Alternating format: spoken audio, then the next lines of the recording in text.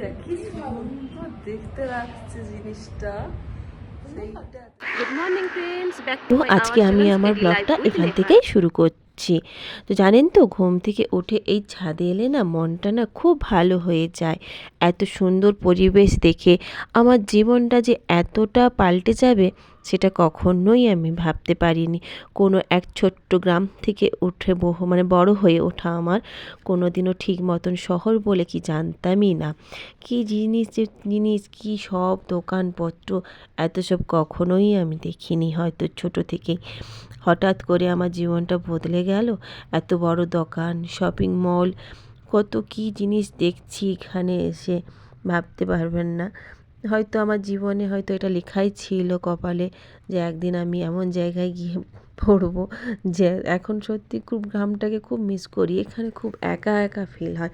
মানে এই ফ্ল্যাটের মধ্যেই না সবসময় বন্দি, একা একা থাকা, কেউ কারোর সঙ্গে কথা বলে না এখানে, চুপচাপ থাকতেই হয় সবার সাথে। ওই জন্য কী করবো, বরমশাই অফিস চলে যায়, সারাদিন বাড়িতে একাই মেয়েকে নিয়ে এই ছাদে এসেই টাইমটাই বেশি কাটাই। কারণ এই পাহাড়গুলো দেখুন, এগুলো দেখলে সত্যি বলুন তো মন ভালো হয়ে যায় না? মনে হয় যেন আমার এখন সঙ্গী সাথী সব কিছু এই পাহাড়গুলোই। এদেরকেই আমি আমার সব মন প্রাণ সব দিয়ে দিয়েছি। ছাদে এসে বসে থাকি, দেখি এই পাহাড়গুলোর এক একটা রূপ পরিবর্তন। 5 মিনিট ছাড়া ছাড়া যে এরা কতটাই রূপ না পরিবর্তন করে, সে চোখে না দেখলে বিশ্বাসই করা যায় না। তো ছাদ থেকে চলে এলাম, এসে একটু চা বসালাম। কারণ সকালেই তো আমার ঘুম থেকে উঠে ব্রাশ করার পরে এইটা তো আমার লাগেই, চাটা। চা না হলে সত্যি বলছি তারপরে কাজে আমার কোনো কাজেই মন বসবে না, হাত লাগবে না। আর এখানে যে ঠান্ডাটা পড়েছে না, এই ঠান্ডায় মনে হয় বিছানার থেকে উঠলেই আগে গরম গরম চা খেতেই হবে, না হলে কোনো কাজই আমার হবে না। তো সেই জন্যই প্রথমে বসে দুজন বর আর আমার জন্য একটু চা বানিয়ে নিলাম। দুজন চা খাবো একটু, সকালে এই ছুটির দিনটাই পাই আমরা দুজন একসাথে ঠিক মতনভাবে বসে টাইম কাটানোর জন্য।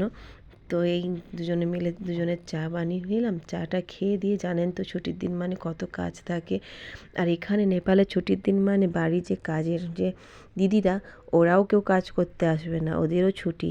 সপ্তাহে মানে মান্থলি যে ছুটি 4টে সরকারি ছুটি যেটা, ওটাও ওদের ছুটি লাগে। ওরাও কোনো কারো বাড়িতে কাজ করতে যায় না ওই 4টে সপ্তাহের একটা দিন ছুটির দিনে। তো সেই জন্য জানেন তো ছুটির দিন মানে কত কাজ থাকে। বড়মশাইরা এখন ঘুমোচ্ছে, বর মেয়ে সব ঘুমোচ্ছে, ছেলে ঘুমোচ্ছে, ওদেরকেই তুলবো। তুলে এই দুজন মিলে চা খেতে বসলাম। আমি চলো চা খেয়ে নাও, অনেক তো বেলা হচ্ছে, আমাকে তো কাজে লাগতে হবে, জামা কাপড় কাচা, ঘর ঝাড় দেওয়া, থালা বাসন ধোয়া। তবে হ্যাঁ, বর্মশাও করে একটু, আমাকে হেল্প করে না যেন, ছুটির দিন হলে ও রান্না বান্নাটা পুরোটাই ও দেখে। তো বলছে চলো দুজন মিলে একটু বাজারে যাই। আমি বলি চলো তাহলে, অনেক দিন তো যাইও নি বাজার করতে, তাহলে দুজন মিলে একটু বাজার করে নিয়ে এসছে। আর আমার এই অ্যাপার্টমেন্টে না নিচে একটা মন্দির আছে, মন্দিরে না অনেক রকম ঠাকুরের মূর্তি আছে। তো আমি একদিন আপনাদের ঘুরিয়ে দেখাবো এখানে মন্দিরটা। কেন জানেন তো, আসলে এখানে তো অনেক মানুষেরাই থাকেন। তো যে যার মতন, যে যার কেউ মানে কি বলবো, কালী ঠাকুরের ভক্ত, কেউ শিব ঠাকুরের ভক্ত, কেউ বজরংবলীর ভক্ত। তো সবাই তো সবসময় বাইরে গিয়ে গিয়ে দূরে মন্দিরে গিয়ে পুজো দিতে পারে না। তো এই অ্যাপার্টমেন্টের নিচে না সব রকম ঠাকুর রাখা আছে, প্রায় অনেক রকমের ঠাকুর রাখা আছে। যে যার মতন করে সে তার পুজো দেয়। তো সেই জন্য এখানে আমরাও না আসি, প্রতি সকালে পুজো প্রণাম করতে আসি, বিকেলে প্রণাম করতে আসি। আর ওই মন্দিরটার সামনে রোদ লাগে বলে বয়স্ক মানুষদেরও আড্ডা থাকে খুব, ওখানে সবাই বসে বসে খুব সুন্দর গল্প করে, দেখতেও খুব ভালো লাগে।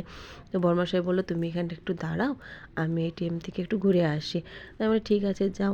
আর এইটা হচ্ছে না আমাদের মেন রোড, মানে এইখানটা থেকে আপনি বাস পাবেন, গাড়ি পাবেন, সবই পাবেন, ঠিক আছে। আর এখানে কি জানেন তো, আমাদের ইন্ডিয়াতে যেমন ধরুন গাড়ি যাচ্ছে, আপনি যদি পাস করতে যান আপনাকে কিন্তু মেরে দিয়ে ওরা বেরিয়ে যাবে, কিন্তু এইখানে কিন্তু ওটা নয়।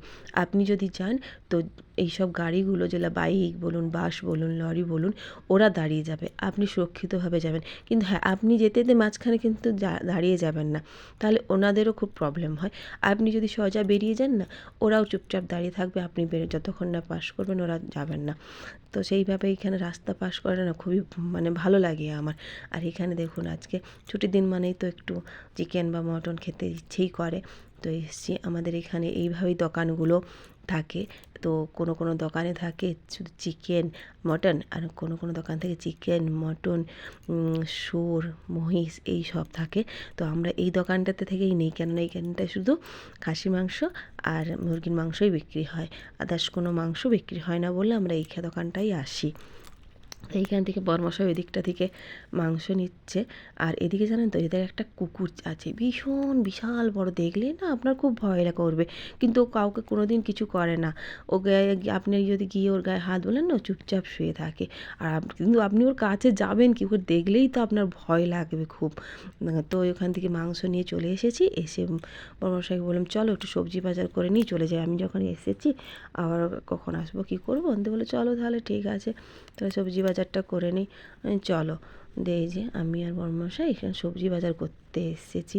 তো এরকম সবজি আমাদের এখানে এরকম দোকানগুলোই সব থাকে। তো তুমি যাবে, গিয়ে একটা ঝুড়ি নিয়ে মানে তুমি তোমার মতন করে বেছে নাও, মানে এখানে এইটা বলে দেবে ওটা বলে দেবে যে কী নেবে কি না নেবে, ওরা কি বলবে, ওসব কিছু না, যাও ঝুড়ি নাও, তুমি তোমার মতন করে বেছে নিয়ে দোকান মালিককে দাও, উনি আবার ওয়েট করে আপনাকে দিয়ে দেবে, এরকম টাইপের।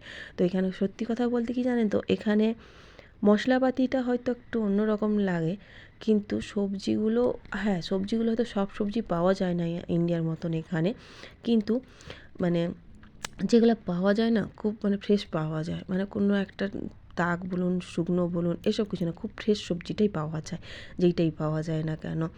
আর এখানে এই যে দেখুন, আপনি আপনার মতন বেছে নিন।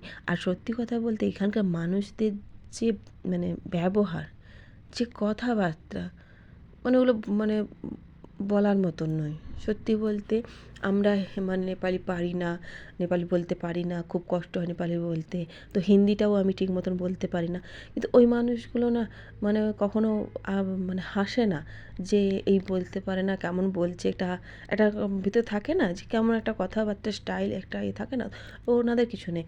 তুমি যদি ইশারায় বলেও যদি ওনাদের কাছ থেকে নাও না, ওই মানুষগুলো কি দারুণ আনন্দভাবে যে জিনিসগুলো দেয় না, আমি নিজে এখানে এসে সেটা বুঝেছি যে মানুষগুলোর ব্যবহারটা কেমন, কতটা ভালো মনের মানুষ, আর এত তাড়াতাড়ি সবাইকে আপন করে নিতে পারে না, যেটা বলার নয়। আমি এখানে সত্যি বলতে নতুন এসেও মনে হয় না যে আমি এখানে নতুন এসেছি, সবাই আমার সঙ্গে কথা বলতে চায়, কত ভালো লাগে এখানে এসে। তো দেখুন বাড়ি চলে এসেছি, সব বাজার টাজার করে নিয়ে এসে আমরা দুজন খেতে বসে গেছি। বরমশাইকে করে দিয়েছি একটু ডাল খিচুড়ি, যেটা তো বরকে চাল ডাল করে দিলাম, কেননা বরের দাঁতে একটু না ব্যথা, খুব যন্ত্রণা, তো ও না মানে ভাতটা ঠিকমতো খেতে পাচ্ছিল না, সেই জন্য ওকে গলা ডাল দিয়ে চাল দিয়ে একটু সিদ্ধ করে দিয়েছিলাম, উপর থেকে ডিম ঝুরি ভাজা করে দিয়েছিলাম। তো আমরা দুজন মিলে এদিকে খেয়ে নিলাম, ব্রেকফাস্টটা সেরে নিলাম, দিয়ে এদিকে নিয়ে এসেছিলো মটন নিয়ে এসেছিলো, তো ওটাকে ভালোভাবে ধুয়ে পরিষ্কার করে নুন হলুদ তেল আর পরিমাণ মতন দই দিয়ে যে মাখিয়ে নেব, ভালোভাবে মাখিয়ে ওটাকে ওই পরে ফ্রিজে রেখে দেবো, কেননা বরমশাই বলেছে ফ্রিজে রেখে দাও আমি রান্না করব। তো আমি ঠিক আছে, আমি ফ্রিজে রেখে দিচ্ছি, তুমি রান্না করো। আসলে ওর একটু রান্না দিয়ে গেলে কি বলতো, আমি সাইডে বাকি কাজগুলো গুছিয়ে নিতে পারবো, যেমন সবজি টবজিগুলো নিয়ে এসেছি না, ওগুলো গুছিয়ে নিতে পারবো। তো আর এদিকে মেয়েকেও স্নান করাতে, টাইমে স্নান করানো খাওয়ানো এই দিকটা আমি করে নিতে পারবো না, ওই জন্য ওদিকে রান্না বসাচ্ছে, রান্না করছে, তো ওর স্টাইলে রান্না করছে খাসি মাংস। আমি বলি ঠিক আছে তুমি তোমার মতন করে এদিকে রান্না করে নাও, আমি এদিকে বাকি কাজগুলো সব গুছিয়ে নিচ্ছি, সবজিগুলো গুছিয়ে নিলাম, মেয়েকে স্নান করিয়ে নিলাম। তখন আমি বলছি তুমি এদিকে মাংসটা কষো, আমি একটু ছাদ থেকে না একটু ঘুরে আসছি। বলছে কেন, আমি না যাই না একটু ছাদে ওই পাহাড়টা একটু দেখে আসছি, যেখানে সবাই কত কত টাকা খরচা করে পাহাড়টা দেখতে যাচ্ছে, আর আমি ওকে যখন এখানে নিয়েই এসেছো, আমি যখন এখানে থাকছি, তো আমি একটু দেখবো না বলো।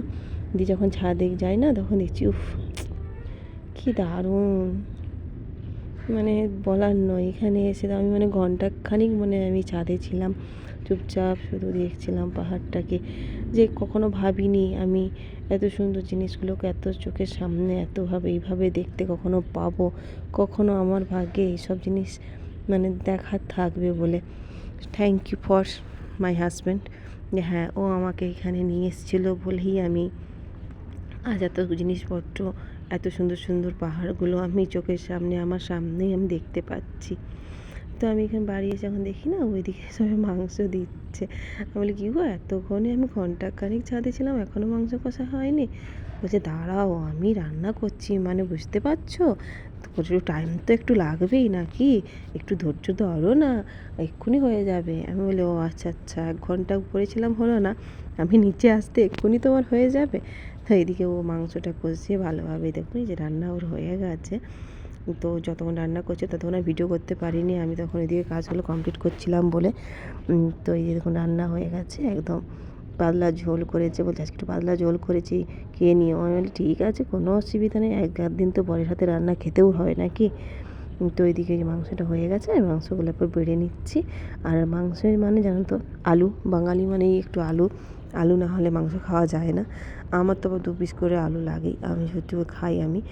তো ওই জন্য আলু আর মাংস এসে বেড়ে নিয়ে সবাই মিলে এরপরে লাঞ্চটা করতে বসে গেলাম। আমার বরকে আবার মাংস দাও আর যা দাও না কেন ডালটা সাথে দিতেই হয় ওকে, ও ডাল না হলেও ভাত খেতে পারে না। তারপরে তো এখন তো আবার দাঁতের যন্ত্রণা মানে ভাতটাকে একদম নরম করে দিয়েছি আর ডাল দিয়েছি। তো বলছে এটাই হলেই আমার হয়ে যাবে, মাংসটা একটু সিদ্ধ করেছি ভালোভাবে, তো আমি এটা দিয়ে খেয়ে নেবো। আমি ঠিক আছে খেয়ে নাও। দিয়ে এই যে ভাত দিলাম, ওকে ডাল দিলাম, একটু পেঁয়াজ কুচি দিলাম, আর এই ধরুন মাংস দিলাম। ওর এটা হলেই ওর আর কিছু চায় না, ও কোনো কিছু চাইবে না। ও সত্যি বলতে কখনও কোনো কিছু জোর বলে না যে আমাকে এটা করে দাও ওটা করে দাও। ওকে আমি যেইভাবে রান্না করে দিই যাই করি না কেন ও সেইভাবেই খেয়ে নেয়। কখনোই বলে না যে আমার এটা ভালো লাগছে না, ওটা খেতে ভালো লাগছে না আমার। তো চলুন আজকের লাঞ্চটা আমরা এখানেই শেষ করি। আপনারাও লাঞ্চটা কমপ্লিট করে নিন। টাটা আজকের মতন।